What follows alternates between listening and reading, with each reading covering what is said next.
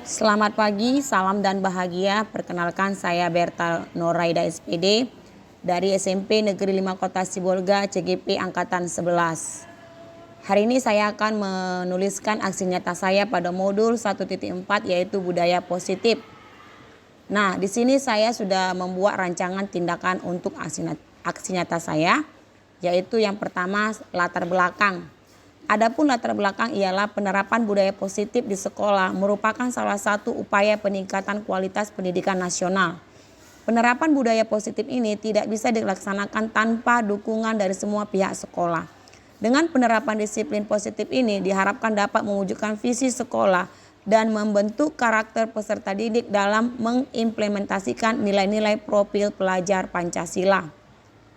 Berikutnya, tujuan. Adapun tujuan yang saya buat adalah menumbuhkan budaya positif dengan kesepakatan kelas, mengembangkan nilai-nilai profil pelajar Pancasila pada diri murid dalam kegiatan pembelajaran, melaksanakan kegiatan pembiasaan peserta didik untuk mengimplementasikan nilai-nilai profil pelajar Pancasila. Berikutnya adalah tolok ukur. Di sini saya membuat peserta didik membuat kesepakatan kelas untuk dipasang di dinding kelas dan ditaati. Peserta dapat mengaplikasikan nilai-nilai profil pelajar Pancasila secara sadar dan konsisten dalam proses belajar. Peserta didik terlibat aktif dalam kegiatan sekolah dengan secara sadar mengamalkan nilai-nilai profil pelajar Pancasila sehingga tercipta pembelajaran yang menyenangkan dan berpihak pada peserta didik. Berikutnya, lini masa tindakan yang dilakukan adalah adapun langkah-langkah yang akan dilaksanakan adalah 1. Sosialisasi kepada seluruh warga sekolah, kepala sekolah, guru, murid, dan tenaga pendidikan yang terkait disiplin positif, kesepakatan kelas dan profil Pancasila dan praktik segitiga restitusi sebagai dampak pelanggaran kesepakatan kelas. Yang kedua, pendidik menjelaskan mengenai pengertian dan pentingnya kesepakatan kelas. Dan yang ketiga, pendidik memfasilitasi murid untuk membuat kesepakatan kelas yang telah disepakati selanjutnya ditandatangani seluruh warga kelas dan dipasang di dinding kelas. Dukungan yang dibutuhkan adalah dari seluruh warga sekolah serta partisipasi aktif orang tua di rumah dalam membiasakan budaya positif. Dedikasi seluruh warga sekolah sebagai role model bagi murid dalam menanamkan budaya positif di sekolah. Kolaborasi seluruh warga sekolah dalam menciptakan serta membiasakan budaya positif di sekolah. Demikianlah yang menjadi rancangan daripada tindakan untuk aksi nyata saya. Dan di sini ada penyebaran pemahaman kepada rekan guru di SMP Negeri Kota 5 Sibolga. Selamat menyaksikan Bapak Ibu. Terima kasih. Selamat siang Bapak Ibu.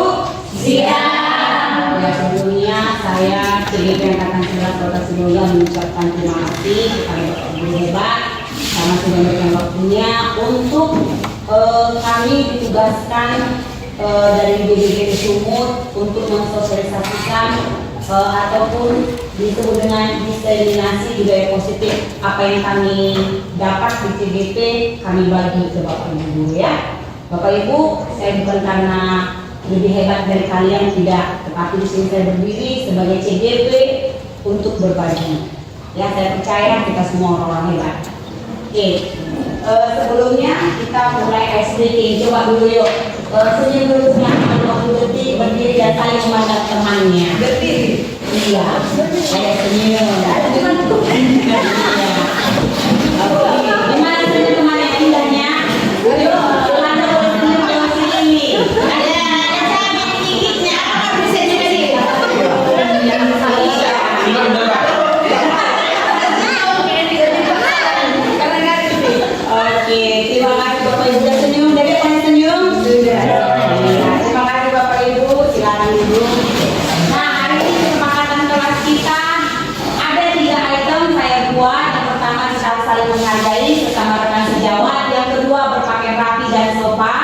Dan yang ketiga, boleh makan dan minum dengan tenang. Yang keempat, ada mau ditambah Bapak Ibu untuk kesepakatan dengan kita.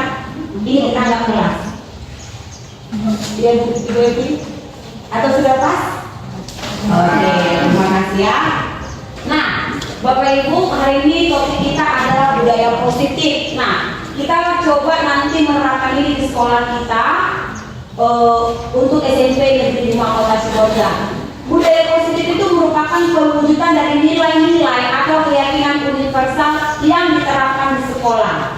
Nah, budaya positif ini juga Bapak Ibu mendorong murid untuk mampu berpikir, bertindak, dan menciptakan sebagai proses memerdekakan dirinya sehingga murid mampu mandiri dan bertanggung jawab. Nah, Bapak Ibu ada di sini beberapa inti budaya positif, yaitu perubahan paradigma belajar, disiplin positif, motivasi perilaku manusia, kebutuhan dasar, posisi kontrol institusi, keyakinan kelas, dan segitiga restitusi. Bapak Ibu nanti ini ada kita jabarkan satu persatu.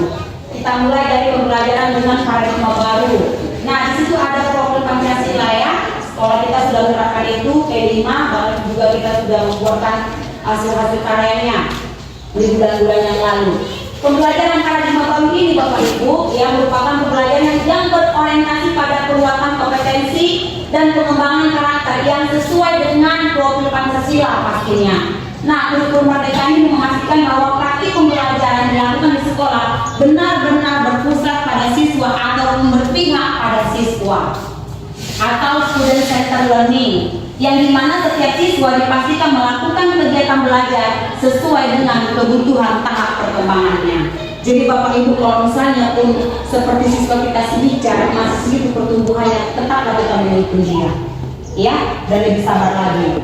Yang kedua Bapak Ibu, dari budaya positif ini adalah disiplin positif dan nilai-nilai kebajikan. Apa-apa saja itu pendekatannya. Nah, yang pertama itu adalah membuat aturan kesepakatan bersama. Bapak Ibu wali kelas boleh membuat kesepakatan kelas bersama siswa di kelas, atau Bapak Ibu guru bidang studi membuat kesepakatan kelas di kelas. Ya, kesepakatan itu apa? Antara guru dan siswa saling sepakat apa yang mau kita terapkan disiplin di ruang kelas. Contoh misalnya Bapak Ibu, kebetulan saya wali kelas 96, saya terapkan di situ mencoba karena siswa saya sering terlambat masuk pas pergantian kelas ataupun pas jam pertama masuk, saya coba menerapkan itu dengan kalimat yang positif, datang tepat waktu.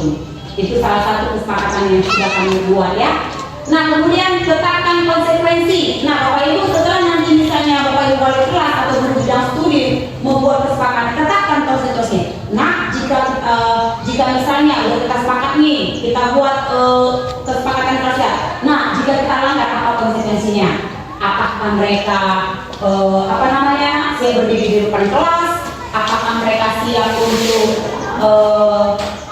dipanggil orang tua atau yang lain? Boleh, itu disepakati bersama siswa Bapak Ibu. Yang ketiga, memberikan pujian. Ya, sesekali Bapak Ibu sekalipun jawaban anak tidak benar, tetaplah diberi pujian. Mantap nak, kamu bisa. Sudah hebat itu. Berbangga dari Bapak Ibu, meskipun yang dia kerjakan itu tidaklah benar ataupun sempurna. Menjalin komunikasi yang baik, artinya ada komunikasi. Saya percaya setiap kita wali kelas pasti sering berkomunikasi sama siswa kita ya, khususnya mungkin siswa kita yang sering melakukan kesalahan. Dan yang kelima adalah contoh yang baik. Contoh yang tadi simpel sekali Bapak Ibu, dimulai dengan cara berpakaian kita dan cara berbicara kita. Itu saja hal yang sederhana. Kemudian yang ketiga Bapak Ibu, yang kedua ada nilai-nilai kebajikan. Ada 4 poin dia. Yang pertama diambil dari profil Pancasila, yaitu beriman dan bertakwa, mandiri, bernalar kritis, kebinekaan global, kemudian gotong royong, kreatif, inovasi. Itu dia ya bagian kelimanya. Kemudian ini ada dari Ibu Premieri, Yes Program, ya dari PYP, sikap mulia itu ada toleransi, rasa hormat, integritas, mandiri, menghargai, antusias, empati, keingintahuan, kreativitas, kerjasama, percaya diri, dan komitmen. Nah, ini tetap kita terapkan sama anak didik kita, meskipun mereka sering melakukan kesalahan atau sering berbuat salah dalam proses belajar mengajar. Nah, ada 9 karakternya Bapak Ibu. Yang pertama adalah cinta Tuhan. Ini sudah pasti ya Bapak Ibu, karena kita sebelum memulai pelajaran kita pasti mengajak anak-anak berdoa. Kemandirian dan tanggung jawab, jujur ataupun amanah, diplomatis, hormat dan santun, dermawan, suka menolong, dan gotong royong. Ini sudah kita kerjakan ya. Percaya diri, kreatif, dan bekerja keras, kepemimpinan, keadilan, baik, rendah hati, toleransi, kedamaian, dan kesatuan. Inilah 9 pilar karakter yang ada pada disiplin positif dan nilai-nilai kebajikan yang universal. Dan yang keempat, Bapak Ibu, keterampilan hidup. Nah, siswa itu sebenarnya mereka sudah punya keterampilan, Bapak Ibu. Jadi kita sebagai guru tinggal menuntun mereka saja. Apa itu keterampilannya? Kita belajar untuk dapat dipercaya. Ya, lurus hati, pendengar yang aktif, tidak merendahkan orang lain, memberikan yang terbaik dari diri. Nah, petunjuk hidup apa? Peduli, penalaran, bekerja sama, keberanian, pengetahuan, usaha, keluasan, fleksibilitas, berorganisasi, kesabaran, dan keteguhan hati. Nah, Bapak Ibu, inilah beberapa nilai-nilai kebajikan universal yang sudah ada di diri anak kita. Hanya kita tinggal menuntun mereka saja untuk berakhlak mulia, berkarakter, dan bertakwa, dan beriman kepada Tuhan. Berikutnya, Bapak Ibu, adalah motivasi perilaku manusia. Nah, di sini ada 3 jenis perilaku manusia menurut Diana Bose. Yang pertama adalah untuk menghindari ketidaknyamanan atau hukuman. Ya, apa itu Bapak Ibu? Ini adalah tingkat terendah dari motivasi perilaku manusia. Ya, menghindari ketidaknyamanan atau hukuman atau menghindari hukuman. Yang kedua, untuk mendapatkan imbalan atau penghargaan dari orang lain. Di sini orang berperilaku untuk mendapatkan imbalan atau penghargaan dari orang lain. Orang dengan motivasi ini akan bertanya, apa ya yang akan saya dapatkan apabila saya melakukannya? Sama seperti siswa kita ya Bapak Ibu, mereka misalnya katakan nanti ya, siapa nanti yang bisa menjawab pertanyaan Ibu kasih permen. Siapa nanti yang bisa mengerjakan tugas portofolio pengumpulan pertama, Ibu kasih nanti nilai 100. Nah, kita sering mengasih sama anak-anak kan imbalan ataupun penghargaan. Nah, Bapak Ibu, nanti di sini kita belajar bahwasanya itu adalah salah, sikap yang salah selama ini. Kurang tepat kita memberikan penghargaan seperti itu sama anak didik kita. Nah, maka mereka melakukan sebuah tindakan untuk mendapatkan pujian dari orang lain menurut mereka penting. Nah, jadi fokus mereka itu mengejar pujian. Jadi kalau tidak ada pujian, berhenti dia sampai di situ. Nah, ternyata selama ini saya sendiri pun sering juga seperti itu Bapak Ibu guru, ya. Selama mengajar di SMP 4 juga seperti itu ya. Oke, kerjakan enak, kasih nilai 100. Oke, jangan kamu seperti ini, nanti dikasih hadiah. Sering ya, saya juga pernah melakukan ya Bapak Ibu. Ternyata itu salah, ya. Kurang tepat kita memberikan motivasi perilaku seperti itu. Yang ketiga, untuk menjadi orang yang mereka inginkan dan menghargai diri sendiri dengan nilai yang mereka percaya, orang dengan motivasi ini akan bertanya, akan menjadi orang seperti apa bila saya melakukannya? Kalau aku lakukan, nanti apa ya sama aku? Aku harus emangnya dia seperti apa? Terus kalau aku rajin belajar, emangnya aku harus orang seperti apa? Nah, dia akan bertanya seperti itu. Mereka melakukan sesuatu karena nilai-nilai yang mereka yakini dan hargai, dan mereka melakukannya karena mereka ingin menjadi orang yang melakukan nilai-nilai yang mereka yakini tersebut. Ini adalah motivasi yang akan membuat seseorang memiliki disiplin positif karena motivasi perilakunya bersifat internal bagian dalam, bukan eksternal. Nah, kalau tadi Bapak Ibu kita berikan ini berarti itu adalah motivasi disiplinnya adalah dari eksternal. Tapi memang kalau dia dari internal, nah itu tadi motivasinya akan membuat kita memiliki disiplin positif tadi. Sudah dia mandiri, kemudian dia berinovasi, disiplin lagi, semuanya ada dalam diri siswa tersebut. Nah, di sini ada teori motivasi Bapak Ibu. Di sini saya bilang tadi ada hukuman, ada konsekuensi, ada restitusi. Ini screennya kita jalani ya Bapak Ibu ya, hukuman ya kan. Saya sendiri juga sudah pernah melakukannya dan yang saya buat itu adalah salah, tidak benar. Nah, hukuman bersifat tidak terencana atau tiba-tiba. Contohnya misalnya kita sudah masuk di kelas, tiba-tiba sesuatu dulu kita masuk 5 orang masih antri di luar. Nah, dengan spontan kita tetap berdiri di situ. Nah, itulah Bapak Ibu hukuman yang bersifat tidak terencana atau tiba-tiba. Murid tidak tahu apa yang akan terjadi dan tidak dilibatkan. Hukuman bersifat satu arah dari pihak guru yang memberikan, dan murid hanya menerima satu hukuman tanpa melalui suatu kesepakatan. Nah, dari sini Bapak Ibu dalam teori motivasi hukuman ini tidak ada kesepakatan, ya. Kemudian atau pengarahan dari pihak guru baik sebelum atau sesudahnya. Hukuman yang diberikan bisa berupa fisik maupun psikis. Murid atau anak disakiti oleh suatu perbuatan atau dengan kata-kata. Ternyata Bapak Ibu, kalau kita berbicara kasar sama anak itu adalah sebuah hukuman. Saya juga baru paham setelah dari sini. Ya, ternyata juga kita sebagai seorang guru harus kita bisa menguasai perkataan kita. Itu dari sakit oleh suatu perbuatan. Kalau perbuatan mungkin kita apa ya Bapak Ibu? Mungkin kita memegang garis kemudian perkataan anak gitu ya. Ternyata dengan kata-kata itu juga sebuah hukuman. Nah, selama ini kita nggak sadar ya, padahal sudah lakukan itu. Nah, dari motivasi yang kedua Bapak Ibu adalah konsekuensi.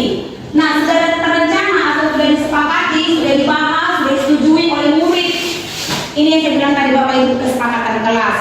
Nah, seperti saya tadi kan Bapak Ibu, sebelum saya mulai kita ada speaking, ada kesepakatan kelas, ada 3 poin saya tulis, kemudian saya tanya kepada Bapak Ibu guru, ada mau ditambah, pas, kemudian kita lewat dan kita lanjut ke materi kita.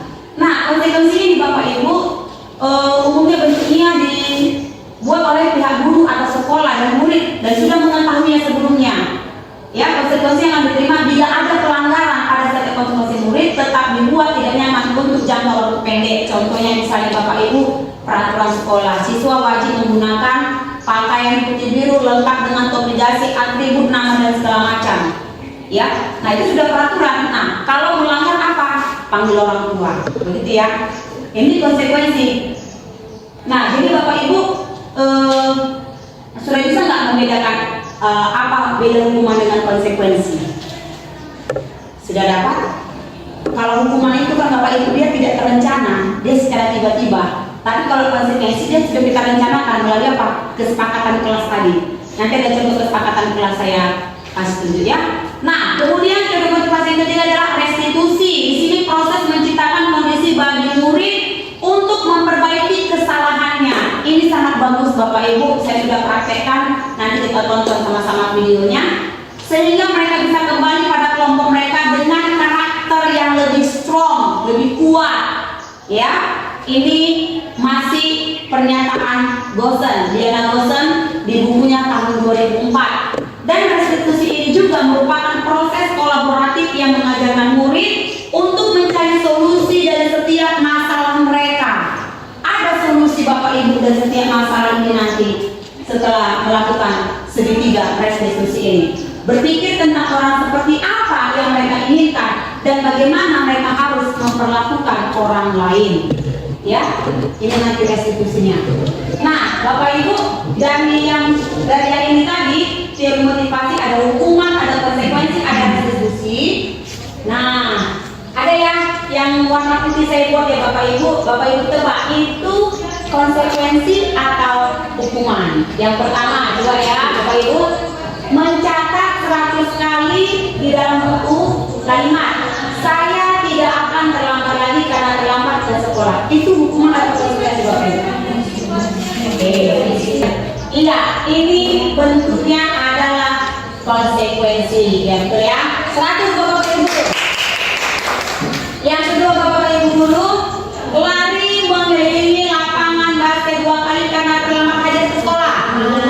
Iya, tepuk lagi Bapak Ibu dulu. Yang terakhir, berjemur di lapangan basket pukul 12 siang karena mengobrol dengan teman. Ayo Bapak Ibu. Ini ada konsekuensi, ada hukuman. Berjemur di lapangan basket 12 siang karena mengobrol dengan teman. Berarti sudah dibuat kesepakatan kelas gitu. Ini hukuman tiba-tiba atau sudah direncana?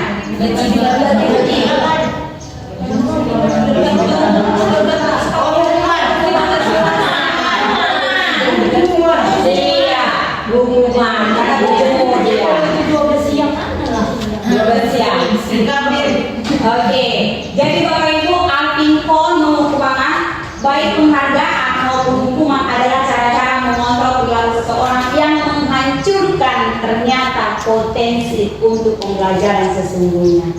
Jadi Bapak Ibu, hukuman dan konsekuensi hukuman ini sebenarnya tidak bagus ya. Menurut KON, secara ideal, tindakan belajar itu sendiri adalah penghargaan sesungguhnya. Tindakan berarti ada perbuatan ya Bapak Ibu. Oke, nah KON juga selanjutnya mengumpulkan bahwa pernyataan dari pengamalan selama ini tentang tindakan dengan penghargaan yang nilainya sama dengan menghukum seseorang. Nah itu dia Bapak Ibu ya. Nah ada di sini pengaruh jangka pendek dan jangka panjang. Apa itu Bapak Ibu? Penghargaan efektif jika kita menginginkan seseorang melakukan sesuatu yang kita inginkan dalam jangka waktu pendek. Jika kita menggunakan penghargaan lagi dan lagi, maka orang tersebut akan bergantung pada penghargaan yang diberikan serta kehilangan motivasi dari dalam diri. Benar ya? Kita saja pun sebagai guru, kalau terus-terusnya kepala sekolah, iya, Bu Berta, kerjakan ini ya, bimbing ini ya, nanti saya hargai ini. Kalau nggak dikasih kepala penghargaan, nggak mau saya kerjakan. Kalau dikasih saya kerjakan. Nah gitu. Kita harus sering melakukan ini Bapak Ibu ya. Nah, penghargaan tidak efektif. Yang bagaimana Bapak Ibu? Suatu penghargaan adalah suatu benda atau peristiwa diinginkan yang dibuat dengan persyaratan. Hanya jika Anda melakukan hal ini, maka Anda akan mendapatkan penghargaan yang diinginkan. Jika saya mengharapkan suatu penghargaan dan tidak mendapatkannya, maka saya akan kecewa dan berkecil hati serta kemungkinan lain kali saya tidak akan berusaha sekeras sebelumnya. Jika kita memberikan seseorang suatu penghargaan atau untuk melakukan sesuatu, maka kita harus terus-menerus memberikan penghargaan itu jika kita ingin orang tersebut meneruskan perilaku yang kita inginkan. Inilah tidak efektif Bapak Ibu yang selalu menjanjikan penghargaan. Jadi kita bekerja karena penghargaan, bukan karena dari internal tadi Bapak Ibu. Ya, internal tadi. Berikutnya, penghargaan merusak hubungan. Ini, ketika seorang diberi penghargaan atau dipuji di depan orang banyak, maka yang lain akan merasa iri. Itu sudah jelas ya Bapak Ibu. Dan sebagian dari mereka akan tidak menyukai orang yang diberikan penghargaan tersebut. Jika seorang guru sering memberikan penghargaan kepada muridnya, besar kemungkinan murid-muridnya termotivasi hanya untuk menyenangkan gurunya. Mereka tidak akan bersikap jujur kepada guru tersebut. Berarti si murid hanya menyenangkan guru, belum jujur. Kemudian penghargaan menciptakan persaingan di dalam kelas dan persaingan menciptakan kecemasan. Ya, jadi terjadi nanti Bapak Ibu yang namanya diskriminasi. Penghargaan atau menghukum. Penghargaan menghukum mereka yang tidak mendapat penghargaan, misalnya dalam sistem ranking. Mereka yang mendapatkan ranking kedua akan merasa paling dihukum. Memberikan penghargaan dan hukuman adalah hal yang sama karena keduanya mencoba mengendalikan perilaku seseorang. Karena orang pada dasarnya tidak suka dikendalikan. Dalam jangka waktu lama, penghargaan akan terlihat sebagai hukuman. Yang ketiga, jika suatu penghargaan diharapkan namun Anda tidak mendapatkannya, Anda akan merasa dihukum. Ini namanya Bapak Ibu terintimidasi oleh pikiran sendiri. Motivasi dari dalam diri atau intrinsik, ini yang positif ya Bapak Ibu. Saat seorang anak belajar untuk pertama kali menggabungkan huruf-huruf dan kata-kata serta menyadari bahwa ia dapat membaca, timbul pijar di matanya dan sebuah senyuman wajahnya, anak tersebut begitu gembira bahwa ia telah mempelajari dan menguasai suatu keterampilan baru. Kesadaran dan kemampuannya bahwa ia sudah dapat membaca sesungguhnya sudah merupakan sebuah penghargaan. Jika kita memberikan penghargaan kepada seorang anak pada saat dia sedang merasa bangga dengan pencapaian sendiri, maka kita akan mengambil kegembiraan yang saat itu sedang dirasakan secara alamiah. Nah Bapak Ibu, ini biasanya siswa yang kita jumpai yang memiliki minat belajar ya. Kita kasih mereka latihan dari apa yang sudah kita jelaskan dengan tulis, kemudian dia secara mandiri mengerjakan tugas itu dan dia dia senang dan bangga, ibu saya sudah mengerjakannya dan inilah hasil pekerjaan saya. Kemudian kita nilai dan dia mendapatkan nilai bagus. Nah, dia sudah merupakan motivasi dalam dirinya. Dia menyelesaikan itu bukan karena penghargaan, bukan karena pujian dari seorang guru, tapi karena tanggung jawab dia sebagai siswa wajib belajar dan mengerjakan tugas-tugasnya. Kita next Bapak Ibu, yang keempat adalah kebutuhan dasar. Nah Bapak Ibu, kebutuhan dasar manusia itu ada 5. Yang pertama adalah bertahan hidup atau survival. Nah kebutuhan ini Bapak Ibu bersifat fisiologis untuk bertahan hidup, misalnya kesehatan, rumah, dan makanan. Nah, yang kedua Bapak Ibu, kasih sayang dan rasa diterima, love atau belonging.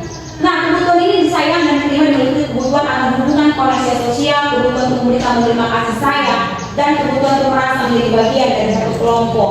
Nah, Bapak Ibu, ini sering kita lihat di kelas kita ya Bapak Ibu. Ternyata seperti si bicara itu kan Bapak Ibu, itu pengen disayang sama kita. Tetapi kadang apa ya?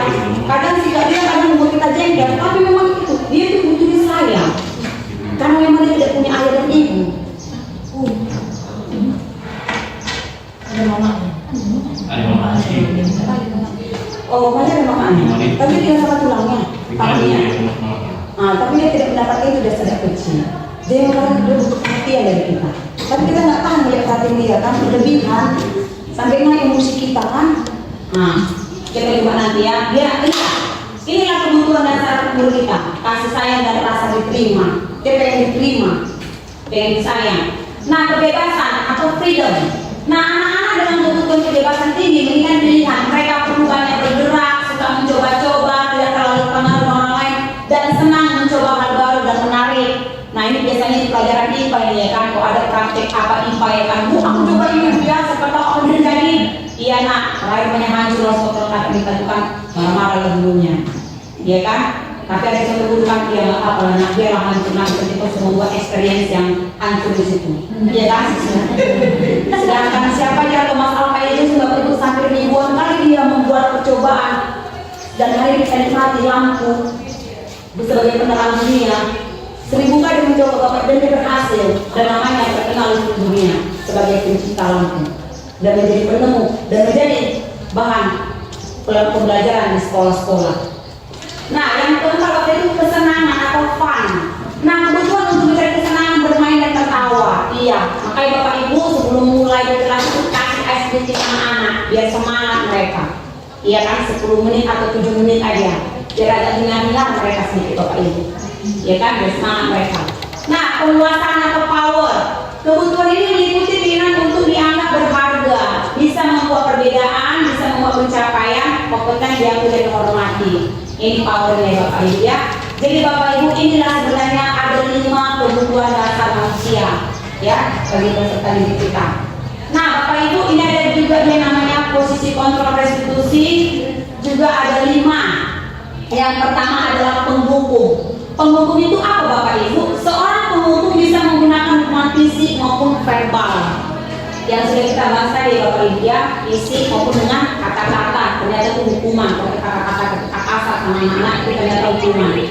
Membuat merasa bersalah. Nah, seseorang akan menggunakan keheningan yang membuat orang lain merasa tidak nyaman, bersalah, rendah diri. Ini dia, ya. Sudah Bu bilang, jangan kau ambil, kok ambil. Nah, dia akan merasa bersalah. Teman, guru pada posisi ini tidak akan menyakiti murid, namun akan tetap berupaya mengontrol murid melalui persuasi. Pemantau, posisi pemantau berdasarkan pada peraturan-peraturan dan konsekuensi. Ya, ini pemantau ini kita sering ya Bapak Ibu ya, khususnya wali kelas ya.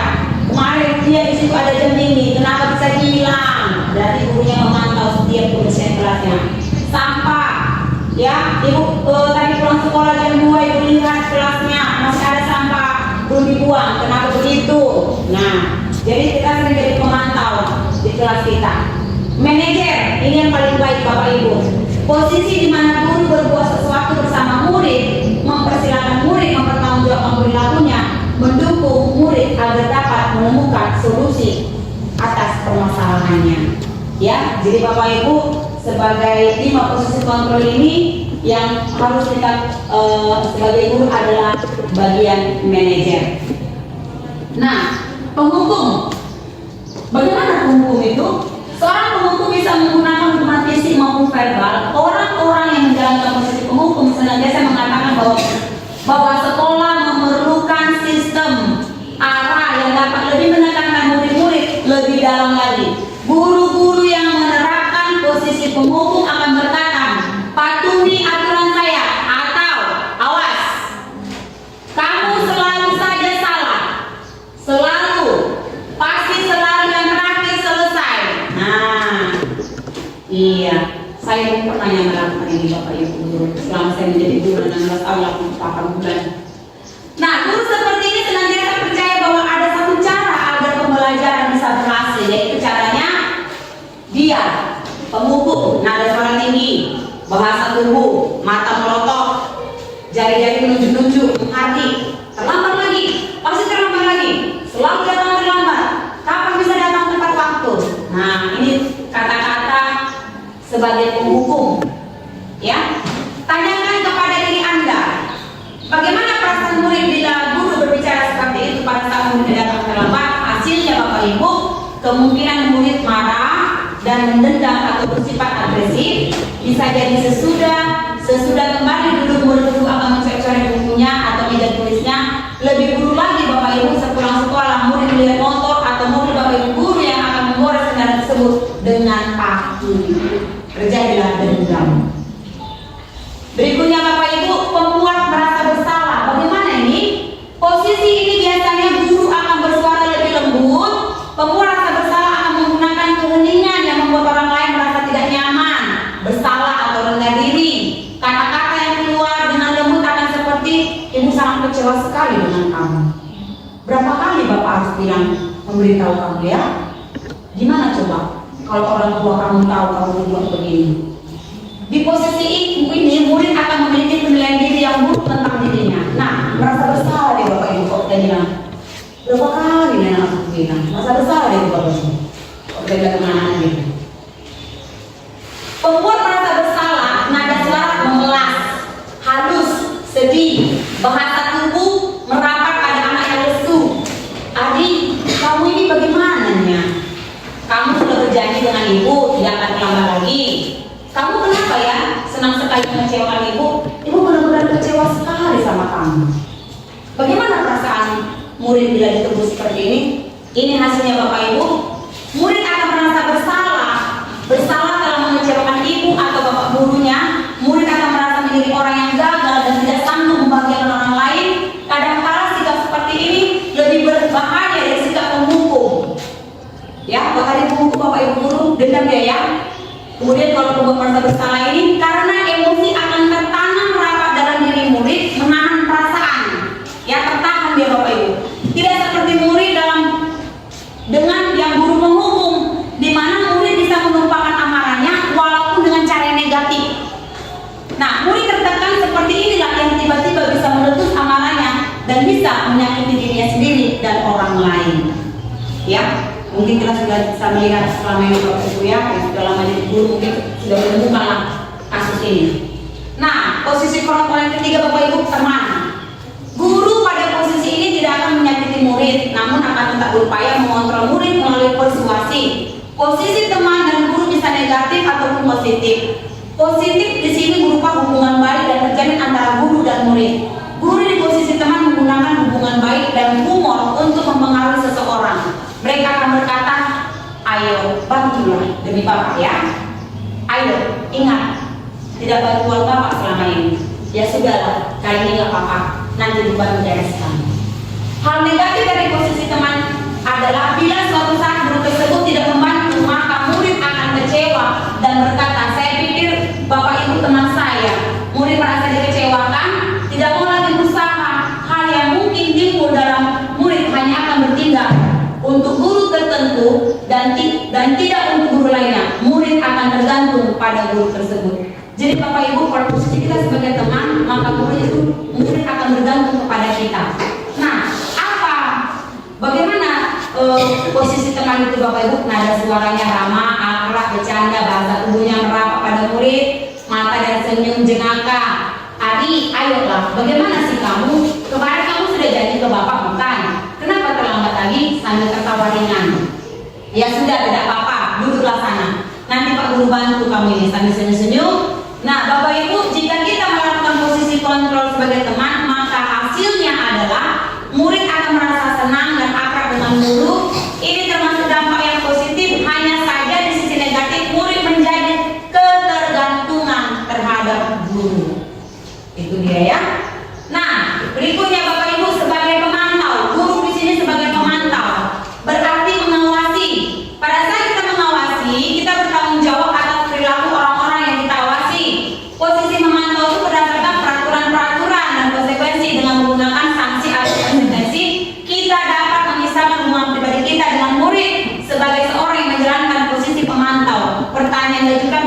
ini Bapak Ibu, peraturan apa? Apa yang telah kamu lakukan? Sanksi apa? Konsekuensi apa? Nah, seorang pemantau sangat mengandalkan perhitungan, catatan, data yang dapat digunakan sebagai bukti. Ini biasanya guru BK ya Bapak Ibu ya, menulis segala setiap permasalahan anak-anak. Nah Bapak Ibu, bagaimana perasaan murid jika diperlakukan sebagai pemantau? Hasilnya adalah murid memahami konsekuensi yang harus dijalankan karena telah melanggar salah satu peraturan sekolah. Guru tidak menunjukkan suatu emosi yang berlebihan dalam posisi pemantau, menjadi marah atau membuat merasa bersalah. Murid tetap dibuat tidak nyaman, yaitu dengan harus tinggal kelas pada waktu jam istirahat dan mengerjakan tugas.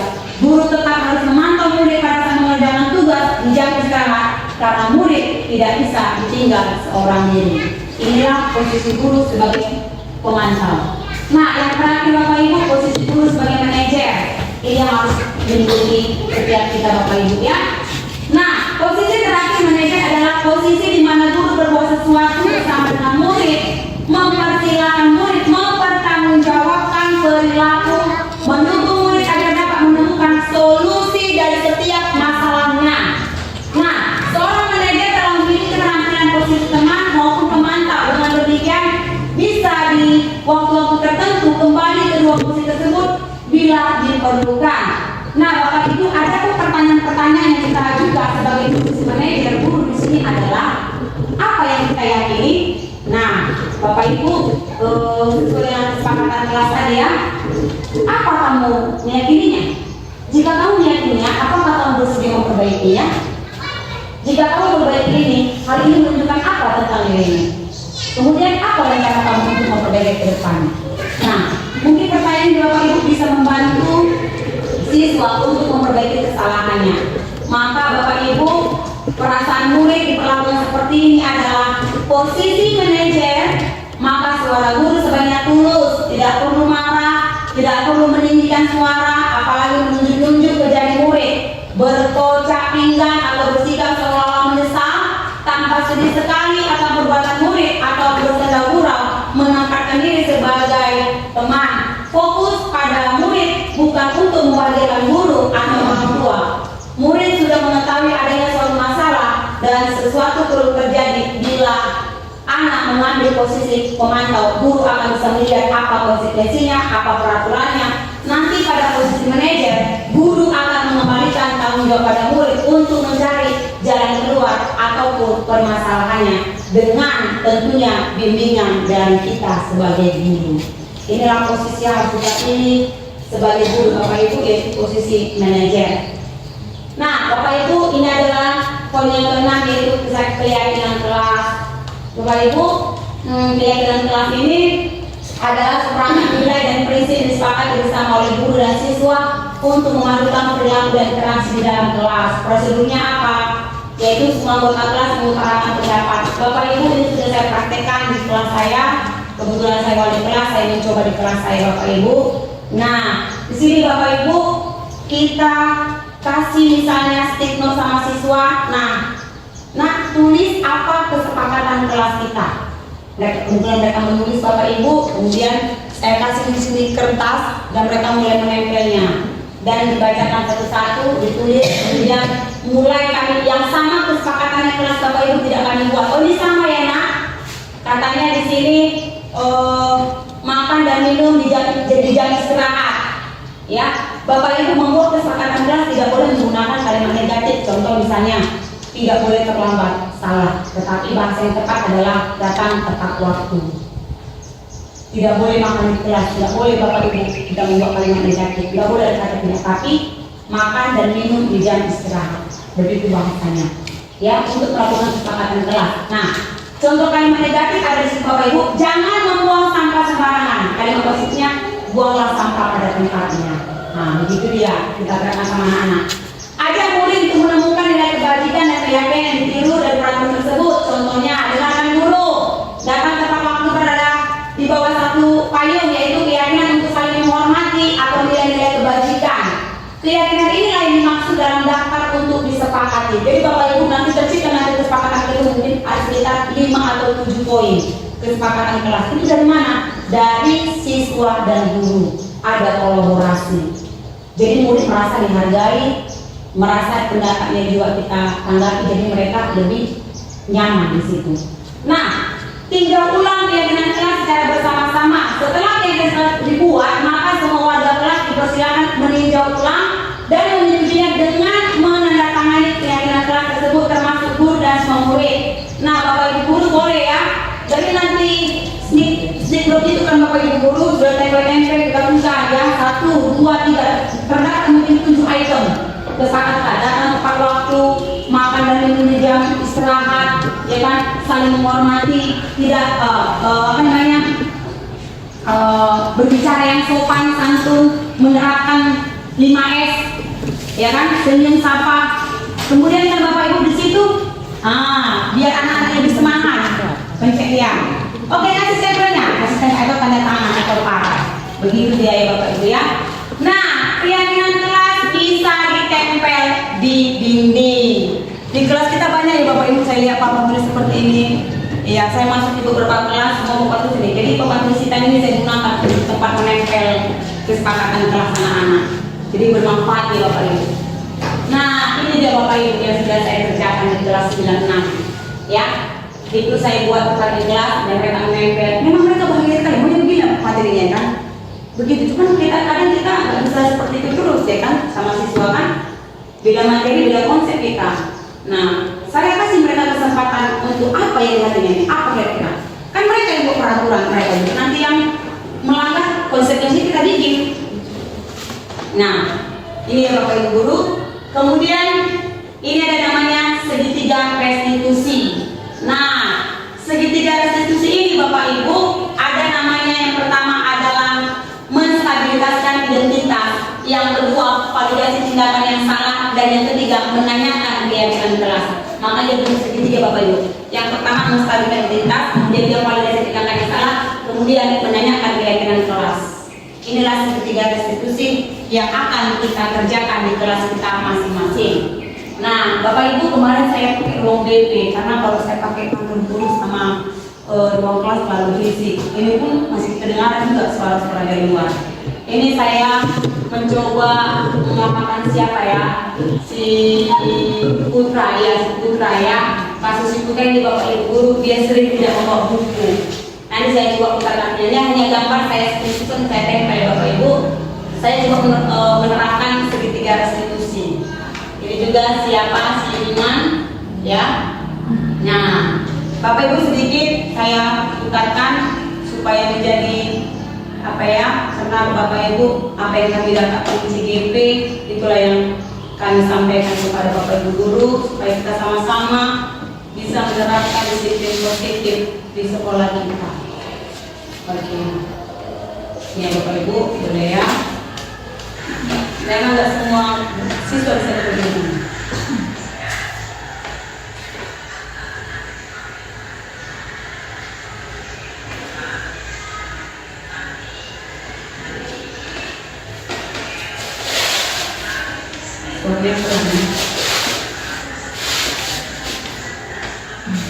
Ini saya sedang menstabilisasikan tindakan. Jadi saya tidak membuat dia merasa bersalah Bapak Ibu. Dengan pertanyaan-pertanyaan yang saya jelaskan tadi Bapak Ibu.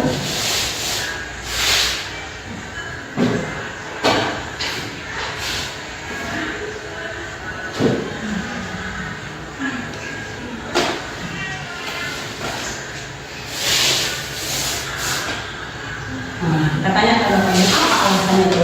Ini kembali nanti kepada keyakinan kelas yang sudah kami sepakati di kelas.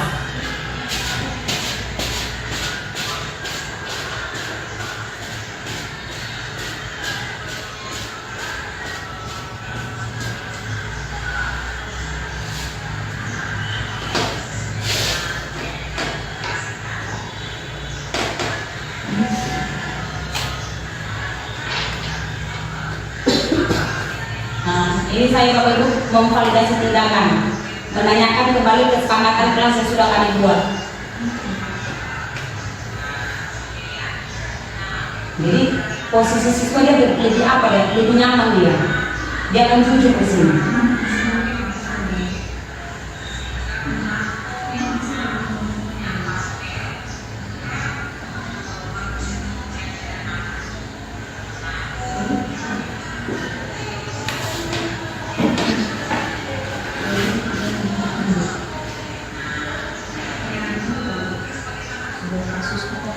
Nah,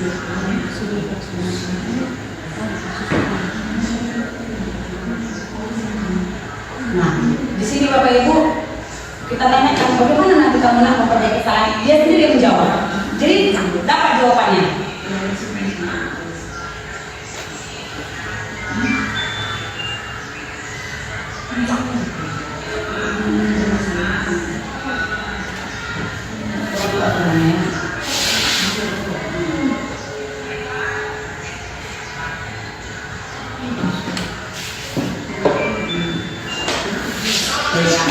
Nah, Bapak Ibu, jadi tindakan saya di sini adalah posisi saya sebagai manajer.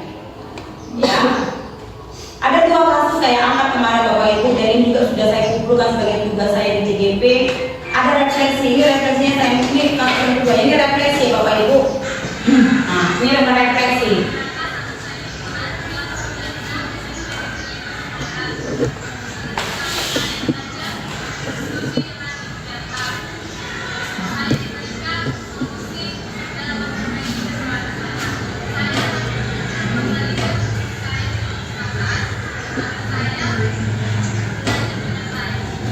Oke, nah, jadi Bapak Ibu itu refleksi dari ada dua kasus saya angkat. Kasus si Putra adalah dia sering terlambat masuk Bapak Ibu.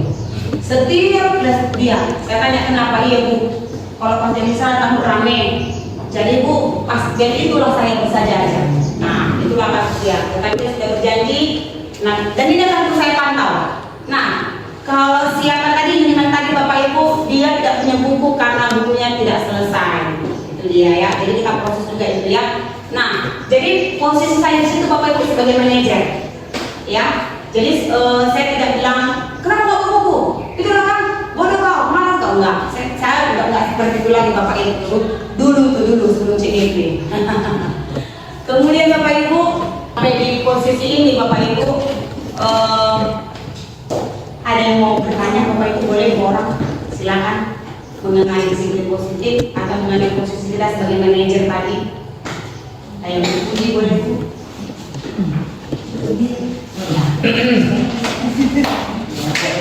Baik kepada Ibu ya, terima kasih saya ucapkan kepada Ibu Berta sebagai calon guru penggerak di SMP Negeri Masibolga. Saya sebagai peserta ingin bertanya ataupun memberikan suatu tindakan atau tanggapan kepada saya supaya saya bisa menghadapi ketika ada kasus seperti itu. Tadi ini kasus kepada anak saya kelas 93, padahal saya masuk di 94, tapi saya mau saya sampaikan kepada 93 bahwa teman kita yang bernama si A libur karena sakit.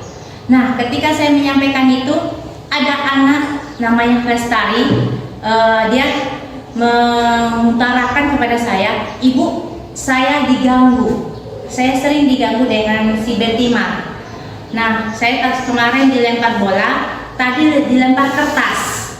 Siap itu si Betima tiba-tiba diambilnya buku si Lestari. Siap diambilnya buku Lestari, disobekkannya di depan saya. Tapi saya masih memandang, kok tiba-tiba nangis seperti ini. Kemudian si Lestari menangis karena bukunya sobek, pas bukunya itu buku latihan. Kemudian, nah, datang si Bentimar ini, terlalu apa kali dia Bu sama saya, kayak keras sekali dia cara mengejeknya sama saya. Jadi terpaksa saya sobekkan. Udah begitu Bu, buku saya pun disobek. Nah, jadi saya sobek bukunya. Jadi saya dekati. Nah, mari Lestari sini, Bentimar sini. Baik Bu, katanya. Saya dekati apa permasalahannya. Supaya kemarin memang sudah ada masalah. Nah, tiba-tiba si Andika, Bu, saya mengaku salah. Kenapa itu? Saya tadi yang melempar kertas sama si Lestari. Jadi berburuk sangka Lestari kepada si Bentimar bahwa si Bentimar yang melempar. Nah, ketika itu tapi si Lestari tidak mau menerima maaf si Bentimar. Dia mau diganti bukunya yang sobek tadi. Diganti dan dituliskan semua yang disobek itu, baik dia latihan maupun catatan, karena ada sobek. Nah, saya ambil tadi keputusan, bagaimana Bentima, sanggupkah engkau mengganti bukunya? Karena si Bentima mungkin merasa bersalah juga karena bukunya 2 yang disobek, sedangkan buku si Lestari hanya 1.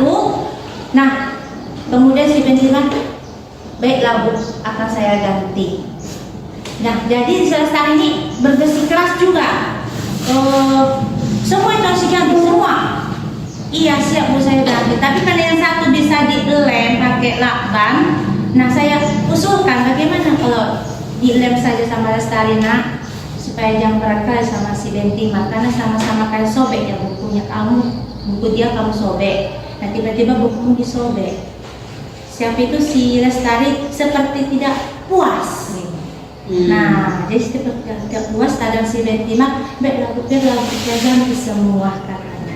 Jadi apalah tindakan ibu menghadapi kasus seperti itu. Ya, terima kasih Bu. Terima kasih ya Bu ya. Pertanyaan yang sangat luar biasa. Bapak Ibu boleh menanggapi kasus yang dihadapi Ibu Puji? Boleh. Di sini tidak ada benar atau salah. Ibu Yolanda boleh? Bagaimana kasus yang dihadapi Ibu Puji? Bagaimana apa posisi kita sebagai guru tadi? Ada dari manajer, ada pemantau, ada jadi apa tadi ya? Teman, posisi manajer. Ya, sebenarnya yang sudah dilakukan Ibu Puji itu apa ya? Sudah sebagai posisi manajer. Karena Ibu Puji dia menghadapinya tidak secara emosional, ya kan? Karena dalam kasus Ibu Puji ini sudah ada banyak siswa yang apa namanya Bapak Ibu yang sudah terlibat, bukan hanya 1-2 orang, tapi sudah ada 3 bahkan 4 orang yang terlibat dalam masalah ini kan. Dan ini juga masalahnya sepertinya sudah ada kian, belum masalah yang baru ditimbulkan pada saat pelajaran Ibu Puji, ya kan? Bapak Ibu ada yang menanggapinya? Boleh? Silakan Ibu Tika.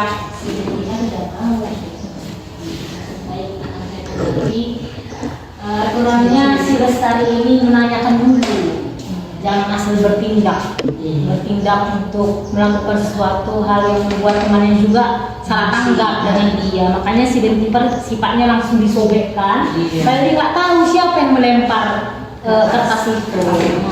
Jadi tindakan si Lestari yang memang disayangkan, tapi mau kemana pun mungkin karena sudah emosi dan udah ada masalah-masalah yang lain, makanya dia bertindak seperti itu. Iya, tepuk tangan Bu.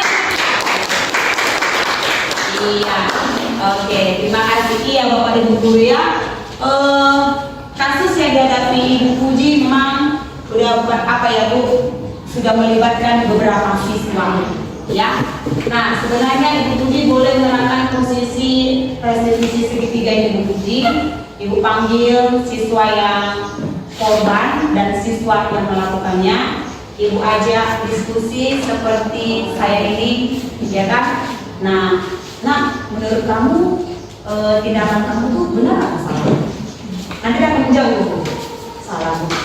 Nah, kalau salah, kira-kira bagaimana kamu cara memperbaikinya? Nanti dia kasih jawaban ini. Iya ya Bu, barangkali saya tidak mau terlalu termakan emosi, karena saya emosi Bu, karena juga kemarin dia sudah menjadi saya. Kan dia sudah ada bekas sekian ya Bu ya. Nah itu kan dia ungkapkan itu. Nah ketika nanti melakukan restitusi segitiga itu kan Bu, Ibu sebagai coach di situ.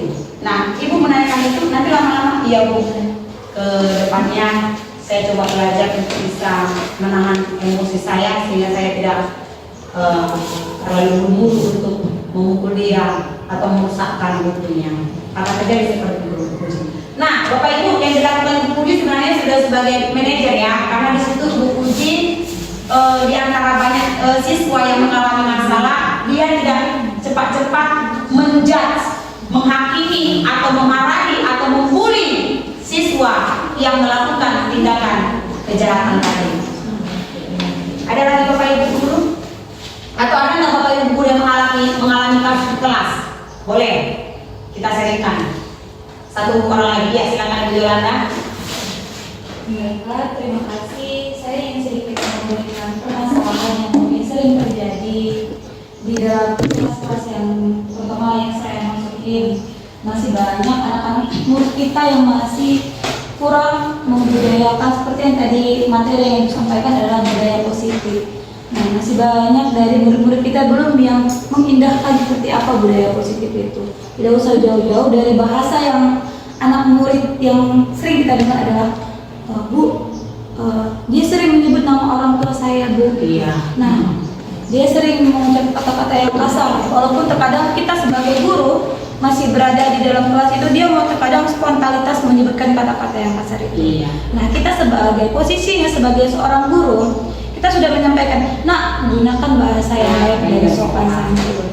Tapi tidak ada keindahan yang diindahkan oleh murid-murid kita tersebut. Seperti yang tadi digunakan kalau kita memberikan hukuman atau apa tadi Bu?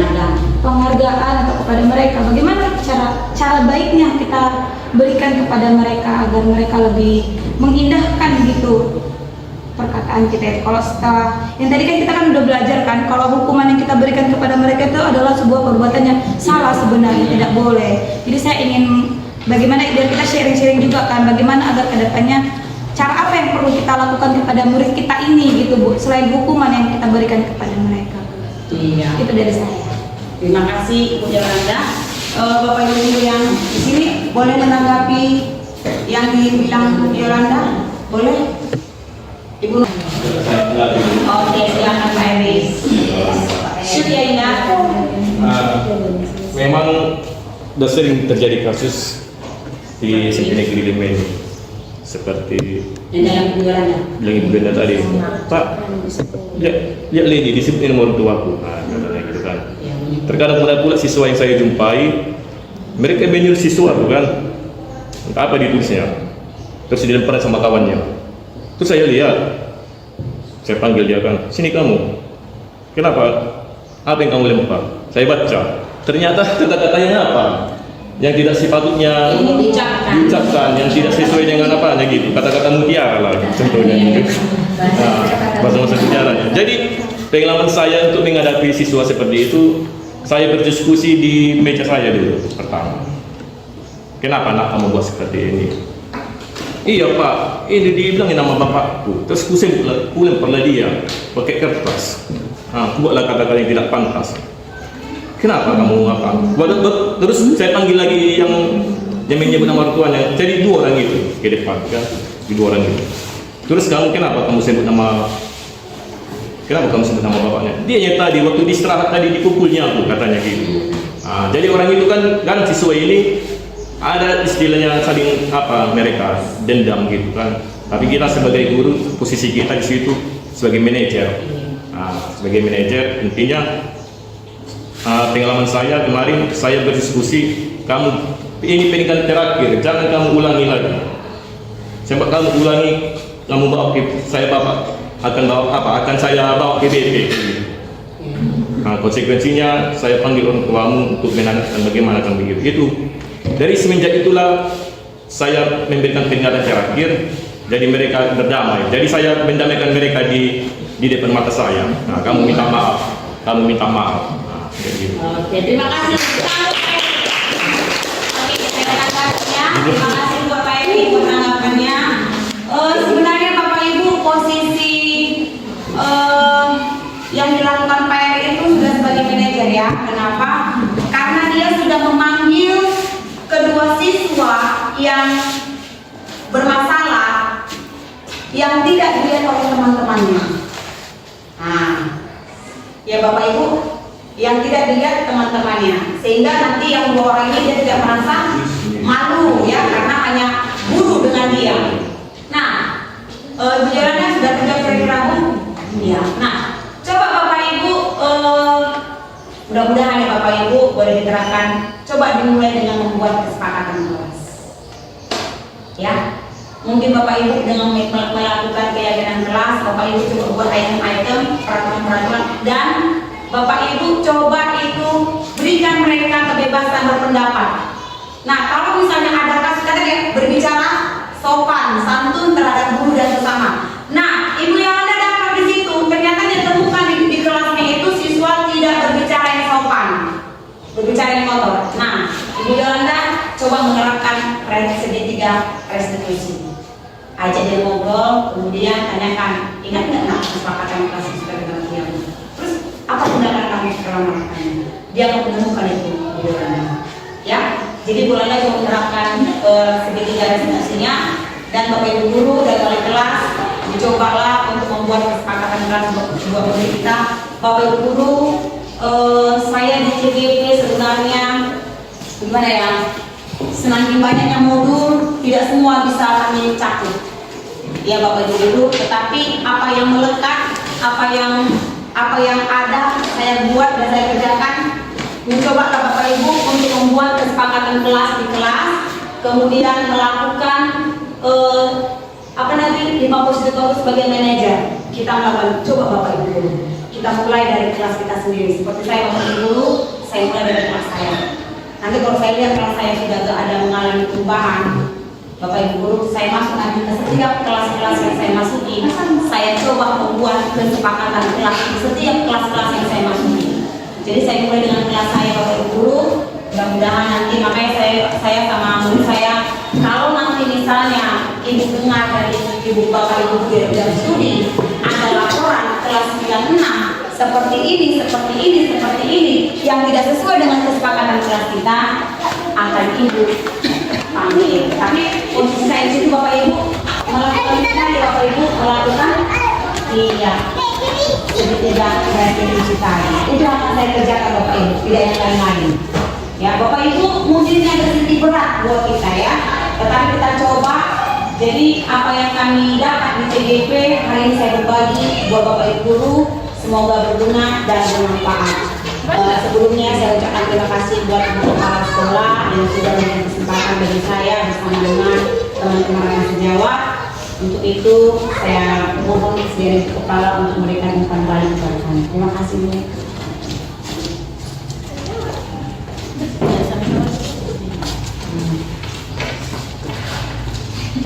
Baiklah, assalamualaikum warahmatullahi wabarakatuh. Selamat siang Bapak Ibu semuanya. Itulah tadi pemaparan dari teman kita. Saat ini sedang melaksanakan program calon guru penggerak. Nah hari ini ada sedikit materi yang kita peroleh itu mengenai diseminasi budaya positif. Nah jadi sesuai dengan materi tadi yang disampaikan oleh Ibu Berta. Jadi marilah kita sama-sama kembali ke fitrah kita menjadi seorang guru, menciptakan murid-murid kita yang mempunyai motivasi dan semangat belajar dari diri sendiri. Jadi jangan lagi kita seperti yang tadi yang ada berapa 5 aspek, jadi situ kita hanya sebagai manajerial lah kita di situ. Jangan kita sebagai penghukum, jangan kita sebagai pengatur dan segala macamnya. Oke Pak Ibu. Nah jadi kembalikanlah fitrah kita sebagai seorang guru yang baik. Nah kita lebih agar siswa pun mematuhi peraturan dan kita terapkan aturan dan disiplin di sekolah, dan siswa pun belajar dari diri sendiri tanpa ada paksaan, tanpa ada tekanan.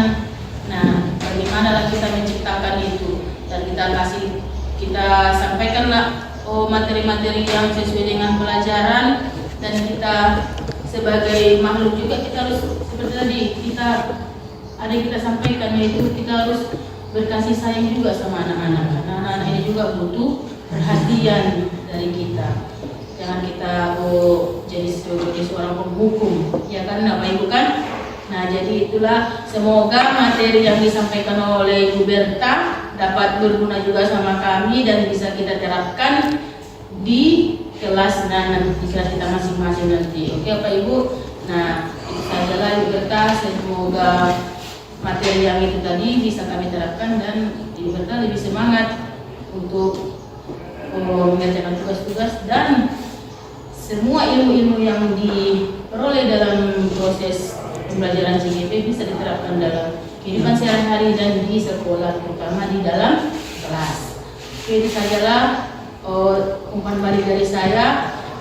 Atas perhatiannya saya ucapkan terima kasih. Assalamualaikum warahmatullahi wabarakatuh. Selamat siang. Oke, terima kasih Bapak Ibu.